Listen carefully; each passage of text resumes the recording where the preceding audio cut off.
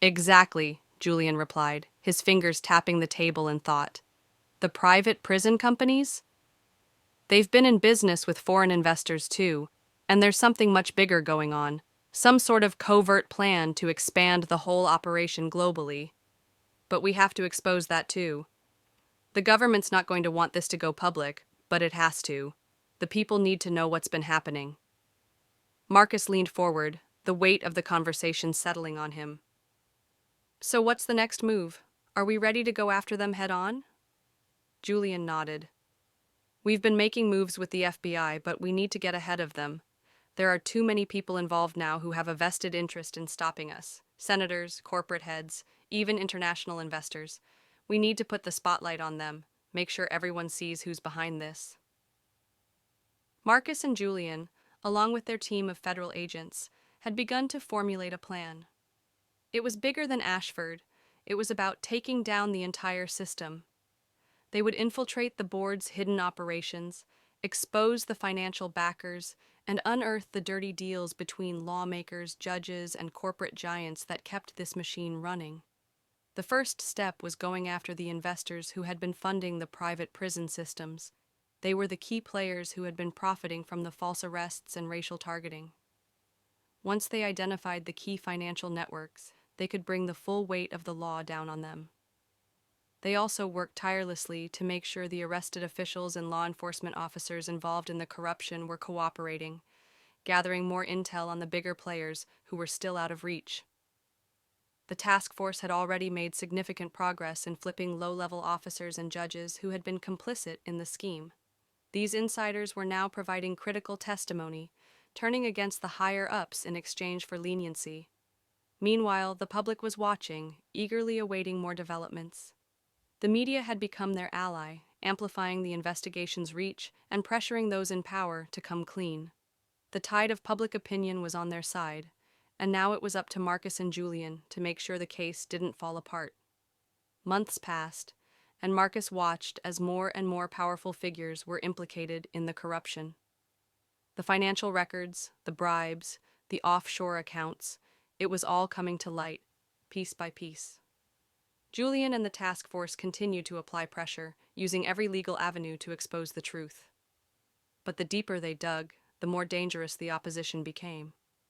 The board wasn't just a network of criminals, it was a shadow government with vast resources, connections, and political power. They weren't going to allow this investigation to continue without a fight. Marcus and Julian knew that to truly bring the board down, they had to get to the top, where the power truly lay.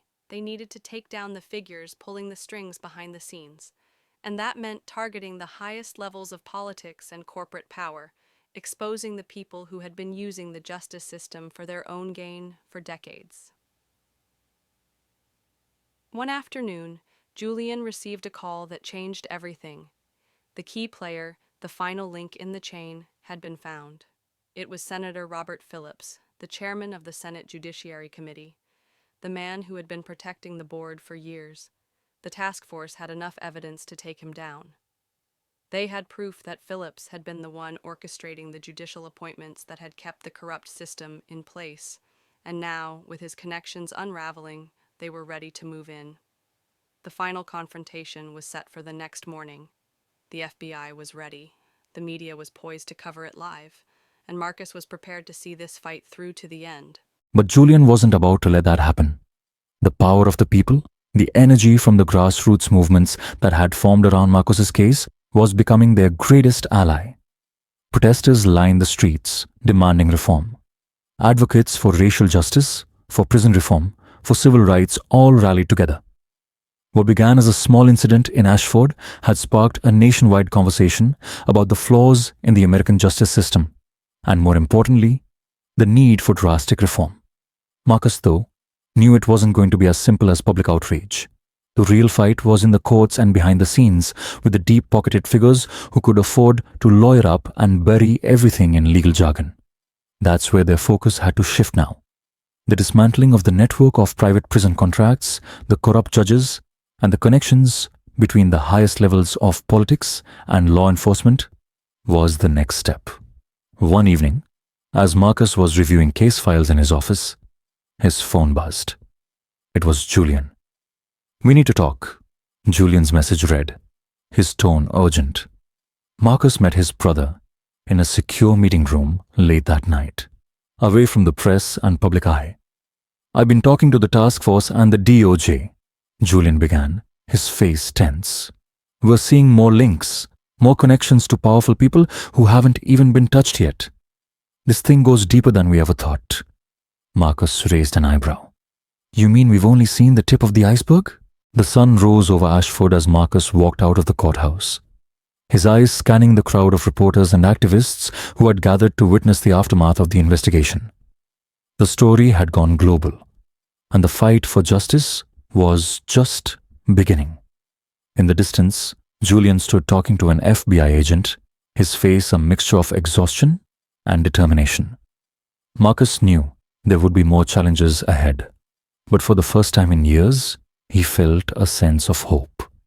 The machine of corruption had been torn apart, piece by piece, and in its place, a new justice system would rise. One that was fair, one that worked for everyone.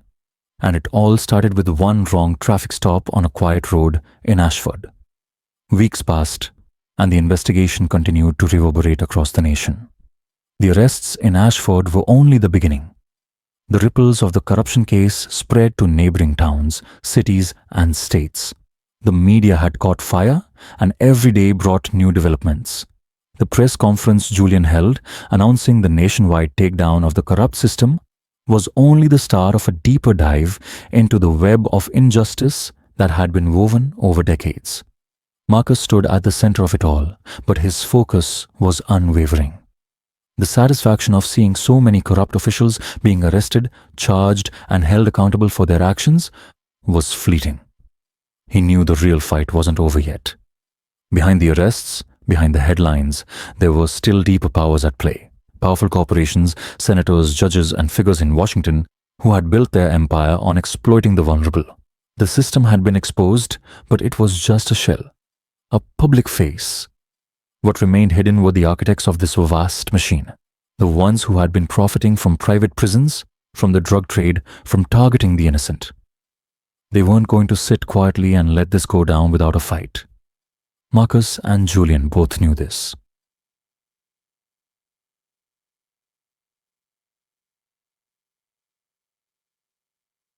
Despite the overwhelming evidence against them, the masterminds behind the corruption were far from defeated. In the weeks following the arrests, Julian and Marcus faced an onslaught of pushback, attempts to destroy evidence, smear campaigns, and even direct threats against their lives.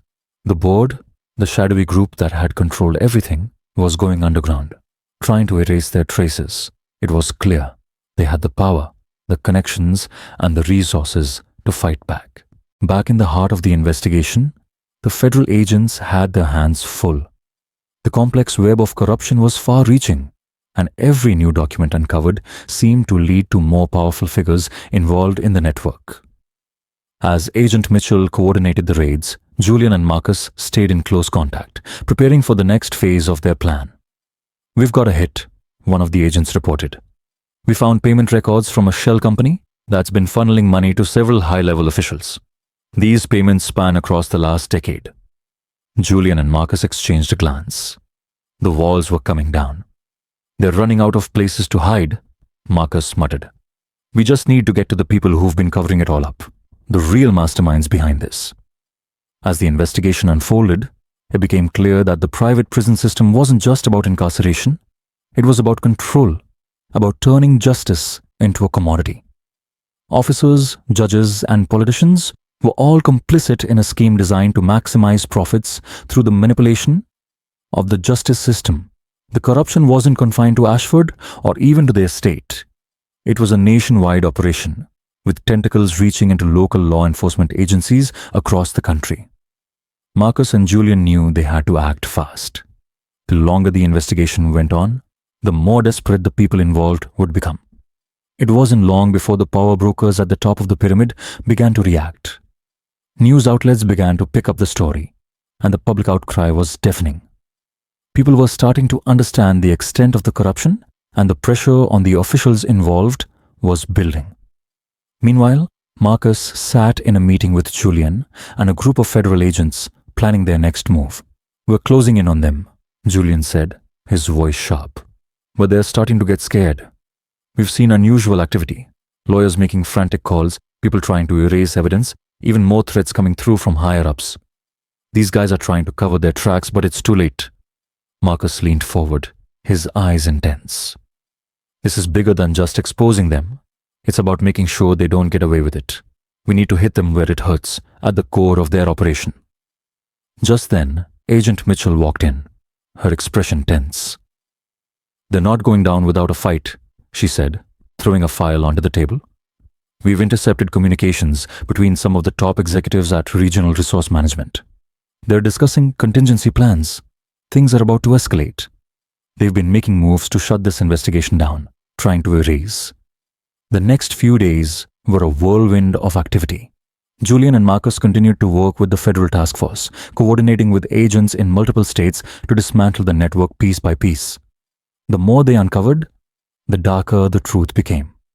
But even as the system began to crumble, the threats kept coming. A few days after the raids began, Marcus received a message from an encrypted number. It read simply, "We know who you are. You can't stop what's already in motion. It will be your downfall." Marcus' eyes narrowed as he stared at the message. "They think they can scare me?" he muttered under his breath. "Let them try." Julian's voice cut through the tension. "This is the moment. We've got them on the ropes, but they won't give up easily. We need to finish this now. Any traces of their involvement?" Julian's face hardened. "We can't let them silence us. We have the evidence now. They can't bury it." The final blow came when the FBI raided the offices of the private prison executives. Armed with evidence of corruption, racketeering, and murder, they took down the key players behind the entire operation. The board, the shadowy figures who had orchestrated it all, were finally exposed. But even as the network began to unravel, Marcus knew the fight wasn't over. The media was abuzz with the news of the arrests, and as the public began to demand justice, the investigation spread to other towns, other jurisdictions, other corrupt systems that had been operating in the shadows for years. At the end of it all, Marcus stood beside his brother Julian, looking at the chaos that had once been the justice system. He knew they had only scratched the surface. The system was broken, but they had the power to fix it. As the last of the corrupt officials were escorted into federal custody, Marcus couldn't help but feel a sense of satisfaction. They had won. But the real victory would come when they rebuilt the system, not just for him, not just for Julian, but for everyone who had suffered under the weight of corruption. Marcus nodded, his mind racing through everything they had uncovered. The planted drugs in his car were just the beginning. Now, the full extent of the corruption was starting to surface. Money trails leading to judges, prosecutors, and even politicians who were complicit in the scheme. "Do you think they know what's coming?" Marcus asked, his voice low but steady. The phone in the corner of the room buzzed, and Julian picked it up without a word. He listened for a few moments, his eyes scanning the room. His expression shifted, his jaw tightening as he hung up the phone. "That was Agent Mitchell. The full raid on Regional Resource Management is underway," Julian said, his tone grim. "They're about to hit the headquarters of the private prison company behind this whole operation. We're going to find the big players now, the ones who've been profiting from all of this." Marcus leaned